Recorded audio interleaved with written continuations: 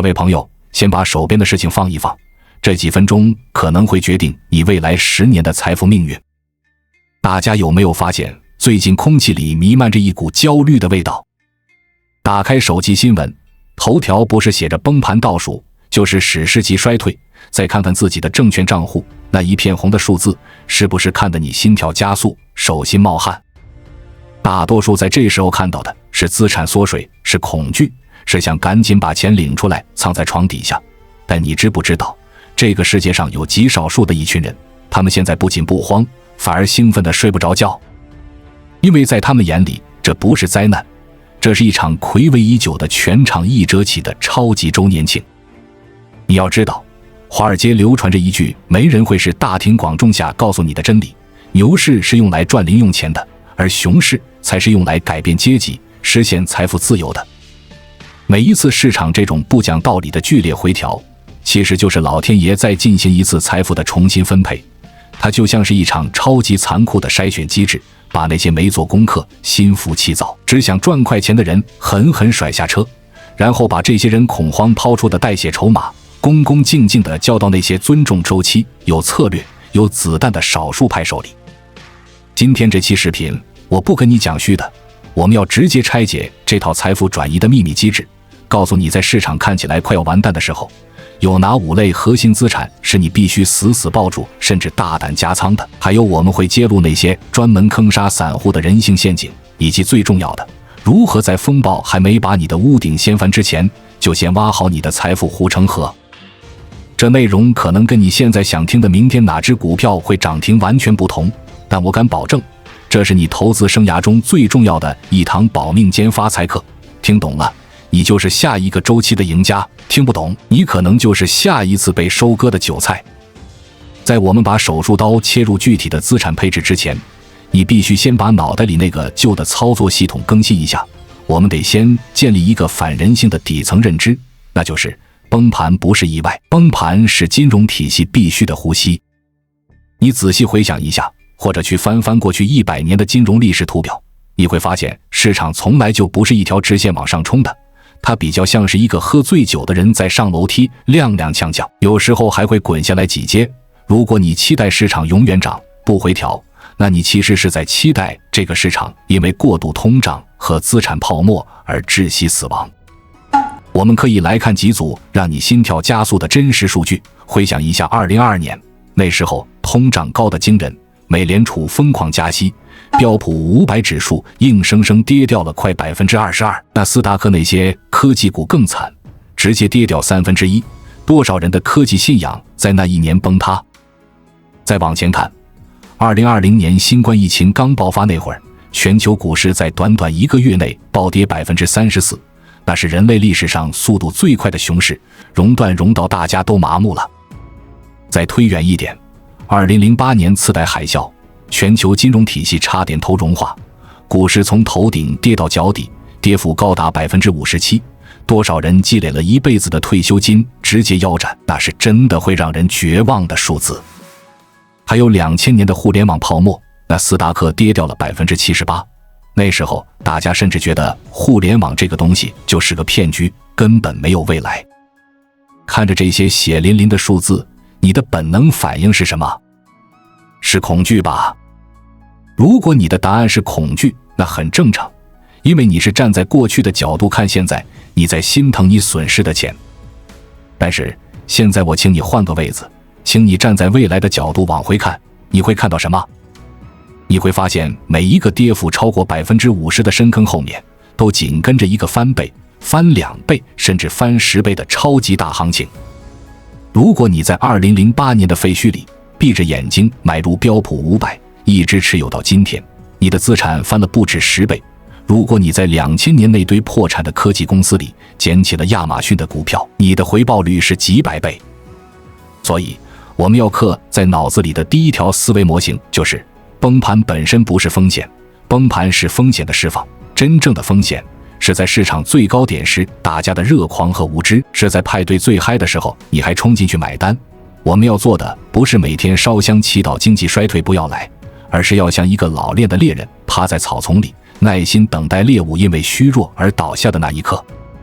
当市场真的崩盘，所有人都在逃命的时候，你手里的现金就是你的子弹，但这子弹很珍贵，不能乱打，你必须瞄准那些最有生命力、倒下后还能站起来的目标。那么，在衰退的风暴中，到底什么东西是值得我们出手的呢？这里有5类资产，是历经多次危机验证过的诺亚方舟。第一类，我称之为受重创的优质资产。这其实是发财最快、最直接的路径。这逻辑就像大地震一样，每一次崩盘通常都有一个震中。举个例子，2000年的震中是互联网科技。那时候只要公司名字带个.com， 股价就先杀个90%再说，很多好公司和烂公司一起被埋在废墟里。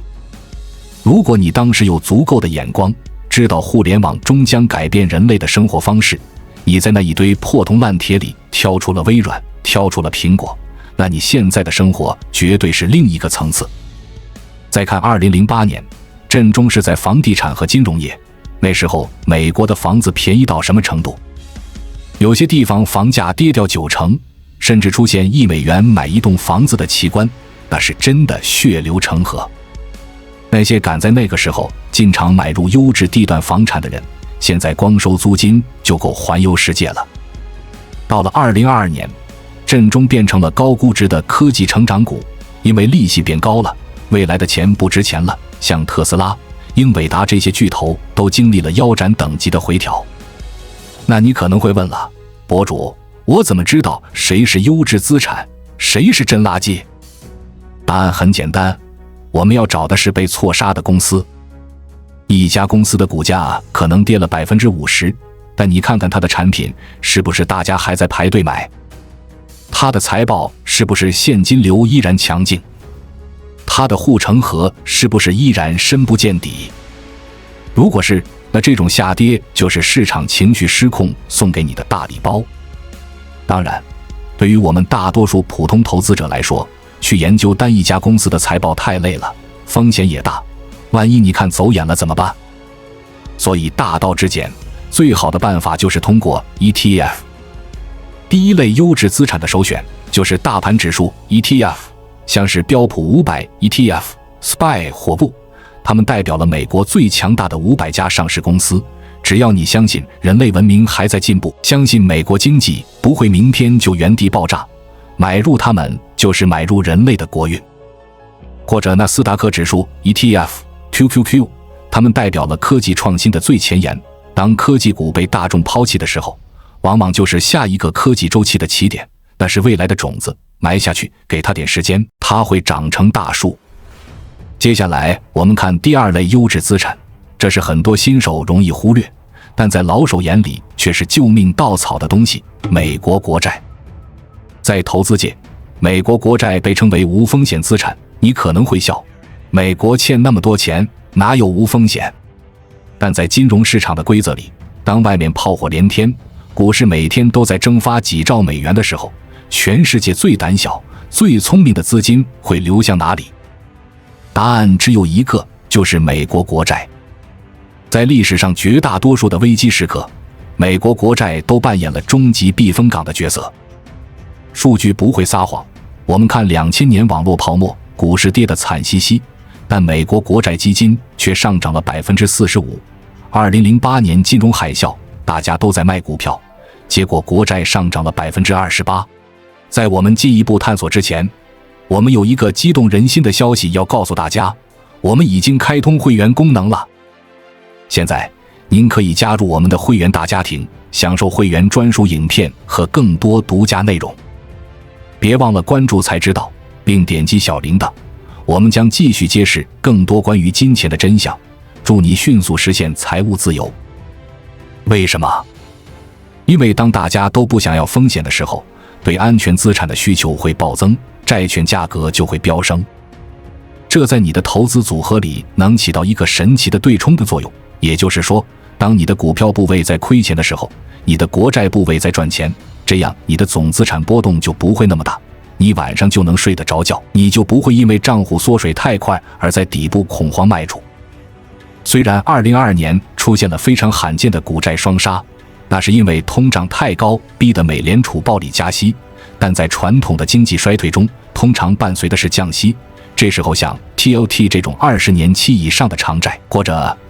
这种7到10年的中期国债，依然是顶级的避险工具。这就像是给你的资产穿了一件防弹衣。第3类资产听起来可能有点无聊，但它稳得让人心安，那就是消费必需品。这是一个非常有趣，但也最容易被年轻人看不起的领域。你想想看，无论世界怎么崩盘，经济怎么萧条，你失业了，是不是还得刷牙？你是不是还得洗澡？你家里的小孩是不是还得喝奶粉？这类公司的业务需求是刚性的，打雷下雨都要用。他们不像奢侈品，经济不好我可以不买爱马仕，我可以不换新手机，但经济再不好，我不能不买卫生纸，不能不买可口可乐。这类资产在崩盘的时候往往跌得最慢最少，而且因为他们现金流稳定，通常还能持续发股息。比如 XLP 这个 ETF 追踪的就是消费必需品板块，或者 VDC 这也是类似的产品。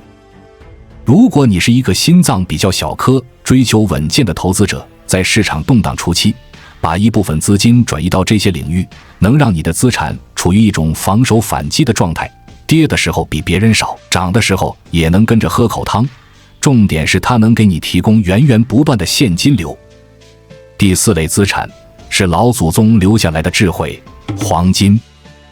黄金这个东西很有意思，巴菲特以前不喜欢它，因为它不会生利息，也不能像公司一样创造利润，放在那里它就是一块金属。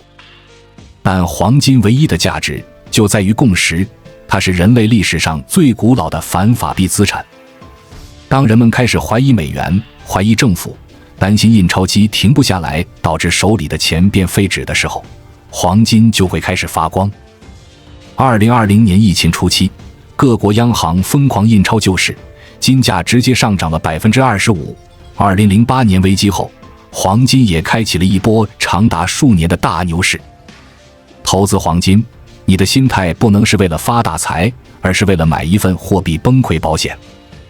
如果你的资产组合里有 5% 到 10% 的黄金，当黑天鹅真的飞出来的时候，你会感谢这部分的配置。现在也不用像以前那样去买金条藏在家里，通过 Gold 这种 ETF， 你就能轻松持有黄金，享受金价上涨带来的保护。这是一种对冲极端风险的手段，是在乱世中守住购买力的最后一道防线。第5类优质资产，我称之为现金奶牛，也就是股息成长型 ETF。 在市场崩盘的时候，所有的价格都在跌，这时候如果你持有的资产还能坚持给你发钱，那感觉就像是在沙漠里有人给你递水。如果一家公司在经济衰退时还能发股息，甚至还能增加股息，这说明2点：第一，它的生意真的很好，现金流极其健康；第二，股价跌了，股息率反而升高了，这时候买入锁定的是未来的高收益。这里给大家推荐2个方向，一个是 NOBL， 这个 ETF 选的都是至少连续25年增加股息的公司。你想想，一家公司经历了2000年泡沫，2008年海啸都没断过发钱，甚至发得更多，这生命力该有多强悍。还有 SCHD， 这是目前美股市场最受追捧的高股息 ETF 之一，它兼顾了公司质量和收益率，筛选机制非常严格。在熊市里持有这些资产，你心里会有底气，因为你知道不管股价怎么跳，下个季度的股息还是会准时到账，这就是你熬过寒冬的粮草。好了，讲完了该买什么，这只是成功的一半，甚至还不到一半，另一半最难的是克制自己不要去做那些愚蠢的事。在崩盘期间，有2个巨大的人性陷阱，几乎埋葬了 90% 的投资者，你必须听仔细了。第一个陷阱叫做杜绝恐慌性抛售。这听起来是废话，但做起来比登天还难，因为这是违背人类几百万年演化出来的本能的。当你看到账户里辛辛苦苦赚来的100万变成了60万，你大脑里的杏仁核，那个负责处理恐惧的部位会疯狂尖叫，它会告诉你跑，快跑，再不跑就归零了。这时候媒体会成为你最大的敌人，他们的生意模式不是向你传递真理，而是吸引你的眼球。什么样的标题最吸睛？当然是100年一遇大崩盘。这次真的不一样了，金融体系即将瓦解。你必须明白，只要你持有的资产基本面没有坏，只要你买的是我们刚才说的那些优质资产，下跌就只是账面浮亏，是数字游戏。但一旦你点击了卖出，这个亏损就变成了永久性的事实，你就真的把肉割下来喂给别人了。很多时候，人们在底部卖出，并不是因为他们不看好未来，而是因为他们受不了那种心理折磨，他们想通过卖出这个动作来结束这种焦虑。所以，请记住我这句话，情况通常没有你想象的那么好，但也绝没有你想象的那么糟，市场总会回来的，只要你还在场上。第二个陷阱是切勿试图预测市场时机。这一点非常反直觉，很多人会说，博主，我现在知道要崩盘了，那我先卖掉，等跌到最底部再买入，不是赚得更多吗？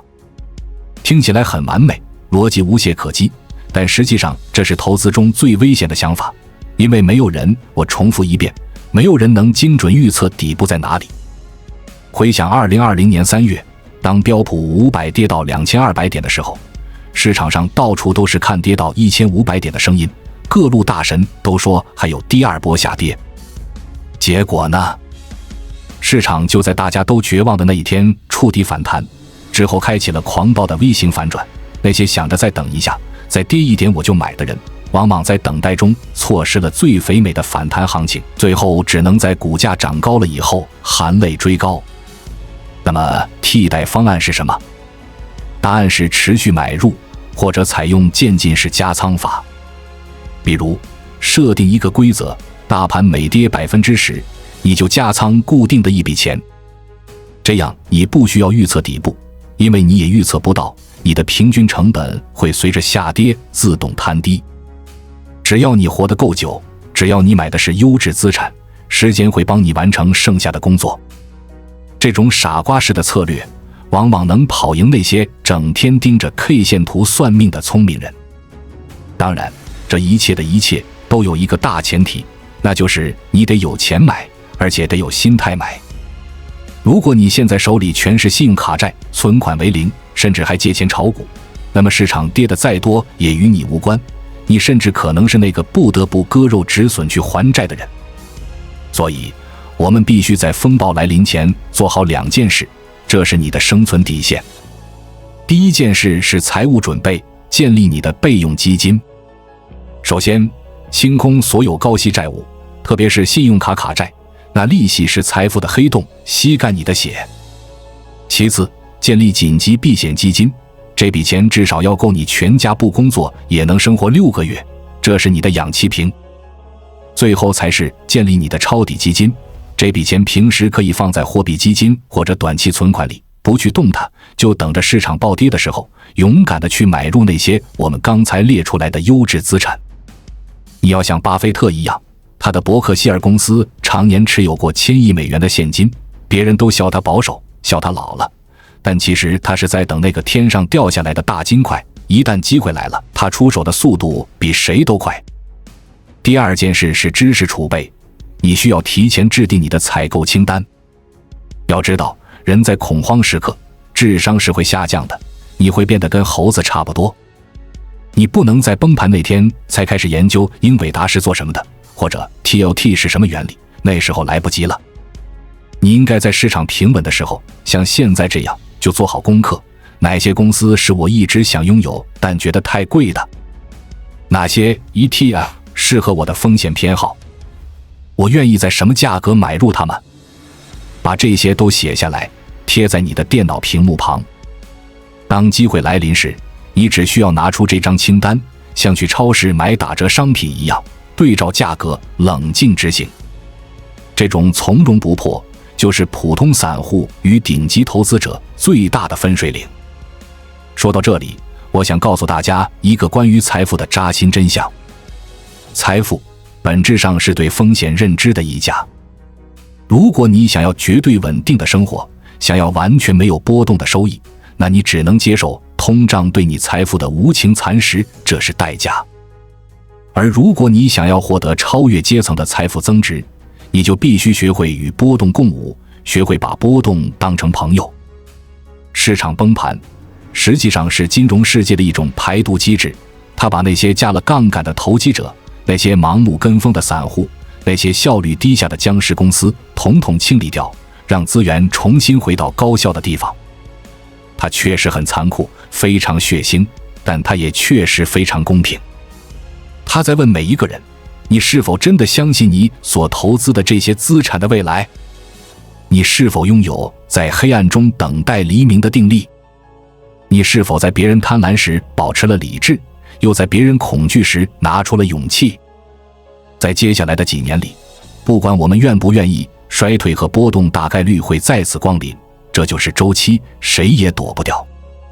你可以选择继续在新闻的惊恐标题中度日，每天担惊受怕，也可以从现在开始夯实你的财务基础，打磨你的认知工具，建立你的投资框架。当那一天真的到来，当街道上满是瓦砾，当别人在哭喊的时候，我希望你不是那个流离失所的人，而是那个能看穿迷雾，冷静地弯下腰去捡起钻石的人。记住，决定你命运的从来不是市场的涨跌，而是你在涨跌面前的选择。关注我，我是才知道，带你解锁更多金钱的真相。